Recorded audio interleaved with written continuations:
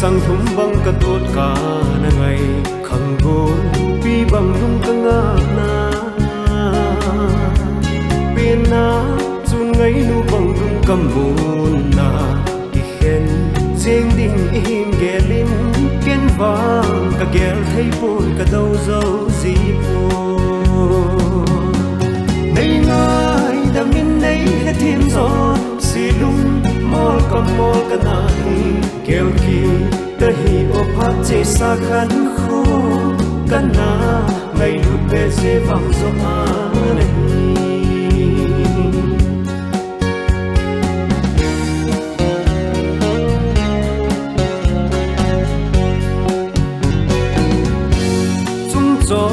thanu mel bang mil mo ka lung se an bang ka it lunga cham jing khalai si tui bang in ka hit ngai nge in da gel bang ka lel na di sit lei chung pau chang in a kip zo ji vo nei ngai da min nei he thim zo si lung mol ka na hi kêu ki ta hi o phat che sa khan khu kan na ngai lu pe se vang zo a nei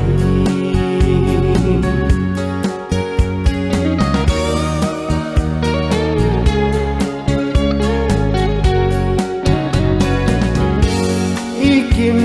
gel nang lung lai ki hem zo di lo khan khôn lên lại ai loi jing nghe ka gel ka thu nan na ho chang hi na thei than mu thei le chung va ang lai joy lo thei din ka hin gel ji pu nei ngai da min nei he thim zo si lung mol ka na hi kêu ki ta hi o phat che sa khan khu kan na